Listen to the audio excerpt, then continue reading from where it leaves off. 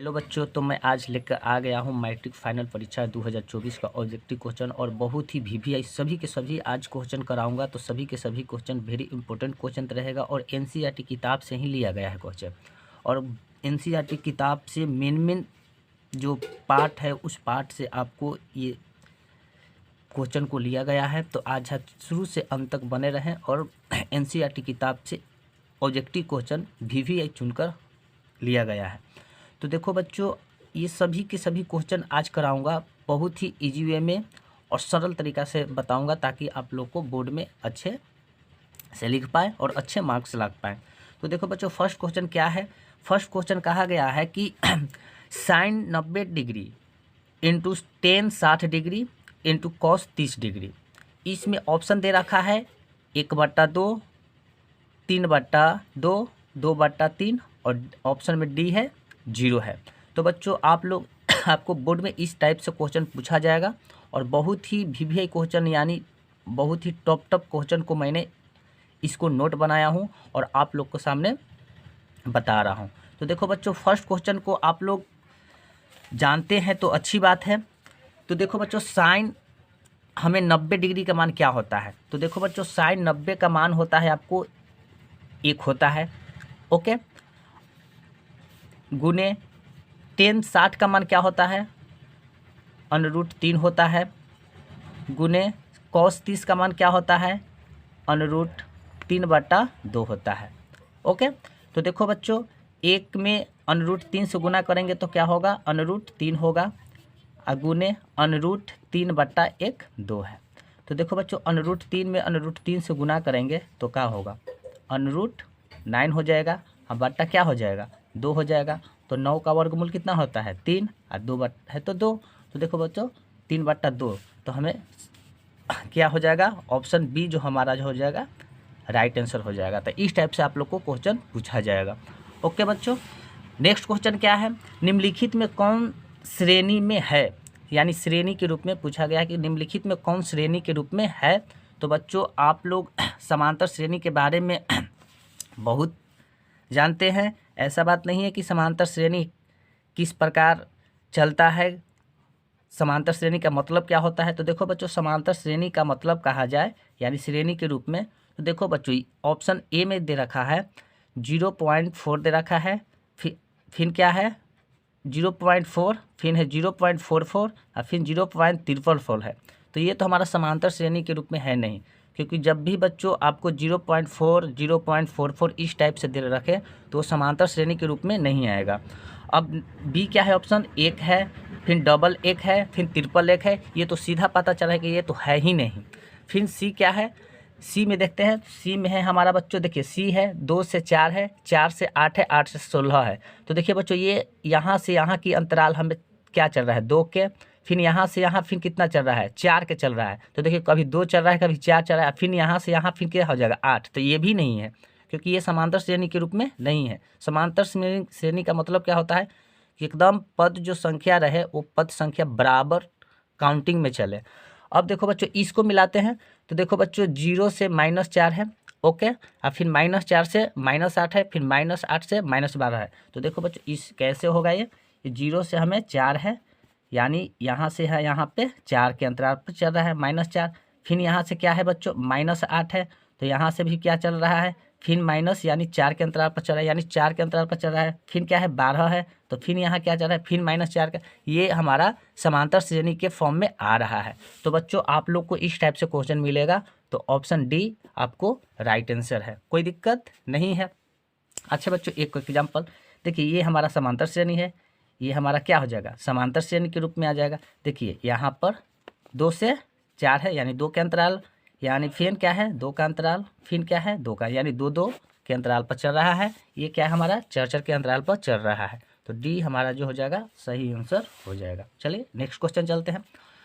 Third question क्या कह रहा है कि समांतर श्रेणी √18, फिर है √50, फिर √98, फिर √162 का सार्व अंतर हमें ज्ञात करना है, यही क्वेश्चन कह रहा है। तो देखो बच्चों, हमें क्या करना है कि समांतर श्रेणी जो होता है बच्चों, ए हमें दे रखा है, तो बच्चों हमें सार्व अंतर का मतलब होता है यानी डी निकालने के लिए कहा गया है। क्या निकालने के लिए कहा गया है? डी। और डी का मतलब होता है कि A2 में से A1 को घटाया जाता है। इसे A1 बोलते हैं, इसे A2 बोलते हैं, इसे A3 A4 इस टाइप से आपको दिया गया है। तो हमें सार्व अंतर निकालना है। सार्व अंतर का है तो डी। तो देखो डी का फॉर्मूला क्या होता है बच्चों? A2 में से A1 को क्या करेंगे? माइनस करेंगे। तो A2 हमारा क्या है? देखो बच्चों रूट 50 है, तो रूट 50 और माइनस अब क्या है? A1 क्या है? यानी 18 है, यानी रूट 18।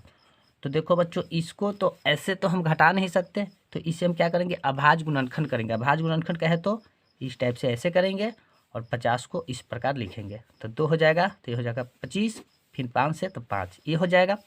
फिर क्या हो जाएगा बच्चों? 18 के करेंगे तो 18 के 2 6, ये क्या हो जाएगा बच्चों? यहाँ हम लगा देंगे, सॉरी 9 हो जाएगा।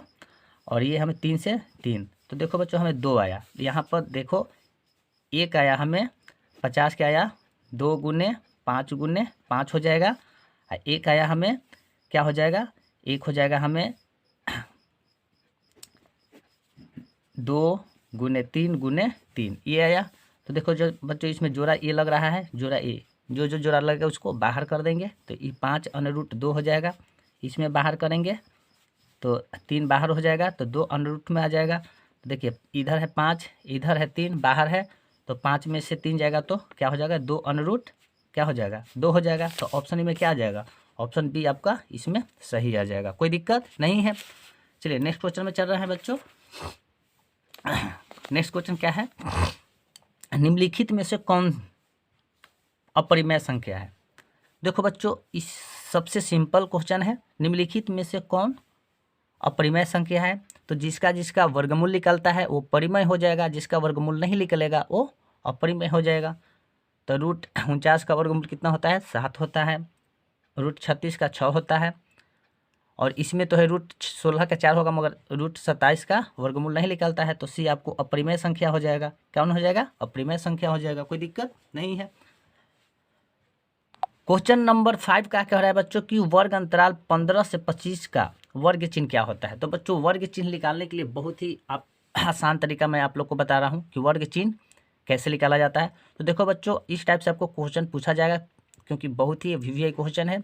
मैंने एनसीईआरटी का पूरा किताब को रिसर्च करके और इस क्वेश्चन को मैंने आप लोग को सामने साझा किया हूँ, तो बच्चों आप इसे ज़रूर देखें। तो वर्ग अंतराल कह रहा है कि 15 से 25 का वर्ग चिन्ह क्या होता है? ऑप्शन है 10, ऑप्शन बी 20 है, ऑप्शन सी है 30, ऑप्शन डी 40। तो देखो वर्ग अंतराल का मतलब क्या होता है बच्चों कि 15 में हम ये 25 को क्या करेंगे? जोड़कर और 2 से क्या कर देंगे? भाग दे देंगे। तो 25 और 15 क्या होता है? तो 25 और 15 हो जाता है बच्चों 40 हो जाता है। और 2 क्या है? 2 से हम भाग देंगे, कितना जाएगा? 20 आ जाएगा। तो ऑप्शन बी हमारा सही आंसर हो जाएगा, कोई दिक्कत नहीं है। उसी प्रकार बच्चों ये कह रहा है कि वर्ग अंतरालों 2 से 5, 5 से 8, 8 से 11, 11 से 14 को वर्गों की लंबाई क्या पूछा गया है? वर्गों की लंबाई पूछा गया है। तो वर्गों की लंबाई बच्चों देखिए पहले पता कर ले कितना कैसे चल रहा है। देखिए 2 में 5, 2 से 5 है तो यानी 3 चल रहा है, फिर 5 से 8 है तो फिर ये भी 3 चल रहा है, 3 के अंतर पर चल रहा है, फिर 8 से 11 ये भी 3 के अंतर पर चल रहा है, 11 से 14 ये भी 3। तो देखो बच्चों ये वर्गों की लंबाई जो होगा इसका जो अंतर चल रहा है वही आपको वर्गों की लंबाई हो जाएगा। तो ये हमारा बी हो जाएगा, सही आंसर हो जाएगा, कोई दिक्कत नहीं है। नेक्स्ट क्वेश्चन क्या है कि समांतर श्रेणी 10, 7, 4 डॉट डॉट का तीसवा पद क्या होगा? तो देखो बच्चों तीसवा पद कहे तो A30। तो A30 है, तो A30 के किस प्रकार हम लिखेंगे? तो A30 को लिखते हैं A प्लस एक घटा के लिखते हैं 29D लिखते हैं, ये लिखते हैं। तो देखो बच्चों A हमें दे रखा है, D हमें निकालना है। तो देखो A हमें दे रखा है कितना? 10, और D निकालने की फार्मूला क्या होता है? A2 में से A1 को घटाया जाता है। तो A2 हमारा 7 है, तो 7 में से 10 को घटाएंगे तो क्या हो जाएगा? सॉरी -10 लिखेंगे, -10 को घटाएंगे तो -3 हो जाएगा। तो हमें D प्राप्त हो गया। तो D प्राप्त हो गया तो इस पर पुट कर देंगे। A है जो हमारा 10 है, अब प्लस 29 गुने D कितना है? -3। तो 10 प्लस माइनस माइनस 29 87। अगर -87 में से 10 जाएगा तो क्या बचेगा? -77 बचेगा। तो ऑप्शन नंबर हमारा बी ये भी हमारा सही हो जाएगा। ये सभी के सभी एनसीईआरटी की किताब से ही दिया गया है। ऑब्जेक्टिव क्वेश्चन है सभी। अब देखो समांतर श्रेणी -3, -1/2 और फिर 2 का 10वां पद। जिस प्रकार आप लोग अभी 7 बताए हैं उसी प्रकार 8 का भी है बच्चों। देखो बच्चों, समांतर श्रेणी आपको बाटा के रूप में भी पद निकालने के लिए बताया जाएगा और पूछ भी सकता है बोर्ड में, तो इसमें कोई दिक्कत वाली बात नहीं है। तो देखो बच्चों, इसमें हम क्या कर रहे हैं, इसमें हमें दे रखा है यानी 10वां पद का है तो A10, तो इसको किस प्रकार लिखेंगे, A + 9D लिखेंगे उसी प्रकार। तो देखो बच्चों, A हमें दे रखा है कितना, A दे रखा है -3 और D हमें निकालना है। तो D का फार्मूला भी बताएं हैं कि A2 में से हम क्या करेंगे, A1 को घटाएंगे तो -1/2 माइनस क्या हो जाएगा 3। ओके, तो देखो बच्चों, -1/2 माइनस माइनस +3 लसअप ले लेंगे 2, तो -1 प्लस क्या हो जाएगा 6 इक्वल टू क्या हो जाएगा आपको 5 क्या हो जाएगा 2 हो जाएगा। अब 5/2 हमें निकालना है क्या, A10 निकालना है। तो A10 का फॉर्मूला अभी बताएं कि A घटा के लिखा जाता है 9D। तो A हमें पता है 3 -3 अब +9 × D कितना है 5/2 आया है। तो अब देखो 5/2 आया है तो -3 अब +9 × 45 बट्टा क्या हो जाएगा 2 हो जाएगा। इसे भी लसअप ले लेते हैं तो 2 हो जाएगा, यानी ये हमारा क्या हो जाएगा -6 हो जाएगा प्लस 45 हो जाएगा। तो 45 और 6 कितना होता है, 45 में से 6 हो जाएगा तो कितना हो जाएगा 39 हो जाएगा। क्या होगा 39 होगा। अब बट्टा 2 भागा देंगे तो देखो बच्चों 2 भागा क्या हो जाएगा 39।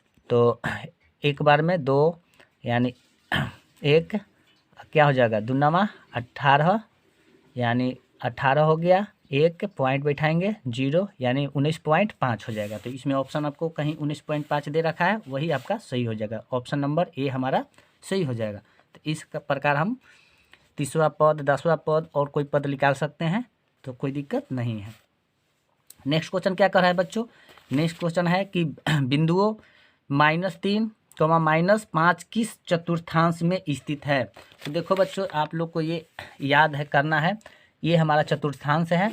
तो देखो बच्चों किस चतुर्थांश में है, देखिए ये फर्स्ट चतुर्थांश होता है, ये सेकंड होता है, ये थर्ड होता है और ये हमारा 4 होता है। तो देखो बच्चों, आप लोग जानते हैं कि फर्स्ट में आता है ++, ओके कोई दिक्कत नहीं है। इसमें आता है आपको -+, इसमें -, इसमें +-, ये होता है। ये फर्स्ट चतुर्थांश हुआ, ये सेकंड चतुर्थांश हुआ, ये तृतीय चतुर्थांश हुआ, ये फोर्थ चतुर्थांश हुआ।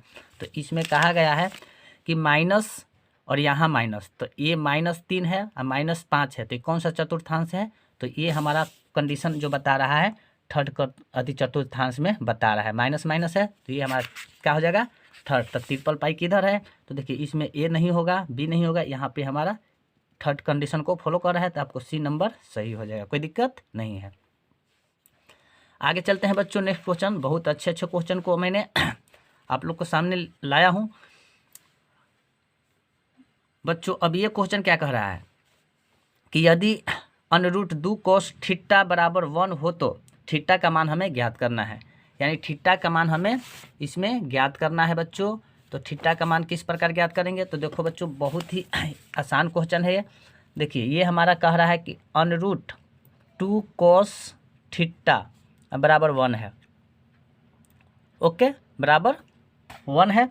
तो देखिए बच्चों cos के इस प्रकार हम करेंगे, cos थीटा बराबर 1 है, ये बाटा के रूप में आ जाएगा। तो √ क्या हो जाएगा 2 हो जाएगा, √ क्या हो जाएगा 2 हो जाएगा।